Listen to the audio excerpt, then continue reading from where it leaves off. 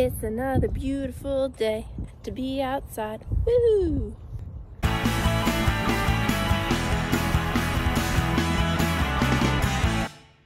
Hi guys!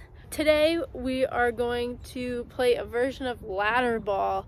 If you don't know what ladder ball is, it's this setup that has 3 rungs, 3 poles going across, and the first pole is 1 point, the second pole is 2 points, third pole is 3 points. So ladder ball is a game that you can play as a team, or you can play it with just 2 people, but you're going against each other, and you each have 3 ropes with balls on the end that you take and you swing it back and forth, and then you throw them, and then it lands on the poles and it loops around, and you try to grasp onto those poles. So the first step of making your own ladder ball is you need some kind of a ladder. This one has 1, 2, 3, 4 steps, or poles across on this side. I'm only going to use 3 of them. I probably won't use, well, I guess I could use all of them. You could also have different kinds of ladders. You might have one that's really tall. I have this one, which is a lot smaller. If you are a shorter person than me, you may find that this one's easier. So that's what you need first. And then second, you need to make something to either throw through or to loop around like a rope. So that's what we're gonna do next. Okay, so there's different things you can use as your rope and balls, but I'm gonna teach you a way that you could actually make your own little rope and balls that you would use in the real ladder ball. Okay, so here's the things you need. You need 2 tennis balls for each rope. So I only have 4 tennis balls, and they are pretty gross because they've been in Zola's mouth. And then you have some kind of rope or thicker yarn, and then some tape. I'm using duct tape. You might have like Gorilla Tape. I would use a stronger kind of tape because you're going to be throwing. So you're going to take your duct tape and either rip or cut, and you're going to take your first tennis ball in one end of the rope, and you're going to tape it on. So it looks like this.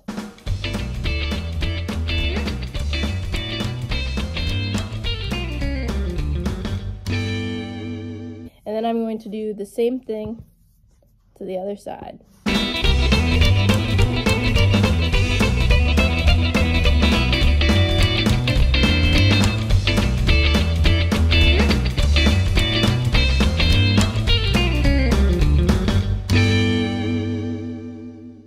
The next step would be making your point cards. So these would be taped to the ladder so you know in each slot how much the points are worth, or each rung.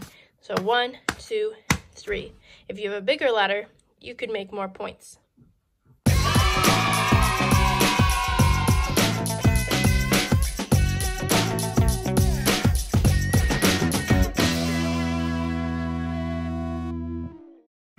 So I have lots of different objects I can use as my throwing things for this game. You may have some more ideas, but I just wanted to show there's not just one way to play. So first I'm going to show you how we might use my tennis ball rope contraption I made. So in the usual game, you'd swing it back and forth and then give it a big throw, and it would land on one of the rungs, and then that would be the point that you get. So that one works pretty well. I also, this is very old school, have this like skip it, hop it thing that you tie around your ankle on one side, and then you jump over the ball on the other. It has a little bell in it. So I'm gonna try to use this, seeing if that works. it worked. I just don't have great aim. Another thing you might have is a bungee cord. These are heavy on the ends, have a nice little cable in the middle. So you swing it just the same. And oh yeah, that one works. Zola has stolen one of my objects. Excuse me. Thank you.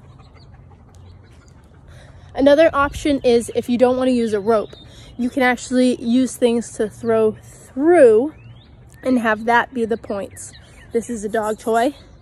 If you have animals, you might have some of their toys. Let's see.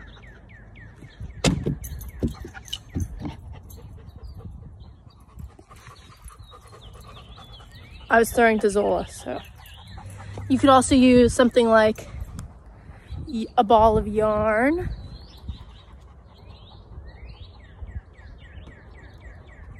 Did that go in? You might also have some sort of other ball, like a softball or a baseball or extra tennis balls. This is why I dance. Another fun option might be a frisbee. You might have a real frisbee that's not a dog toy. I don't. All these things work, and you might be able to find other things that work better. So how it works. Each player has 3 turns per round. So it goes player 1, player 2, player 1, player 2, player 1, player 2. There's a tractor going by. So that is the order that you throw for the first round. The youngest person always goes first in the first round. So let's say we just finished the first round. Player 1 has 3 points plus 1 point. So that's 4. But player 2 has 3 points plus 2 points. So that's 5. So you have to do some subtraction and find the difference between those, and those points get added to whoever has the most points at the end of each round. So you keep playing, you play until one of the players has 21.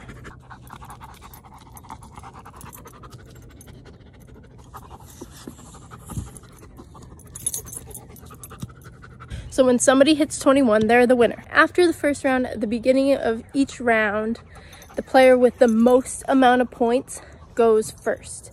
So you won't always switch off. It's whoever has the most points at that time.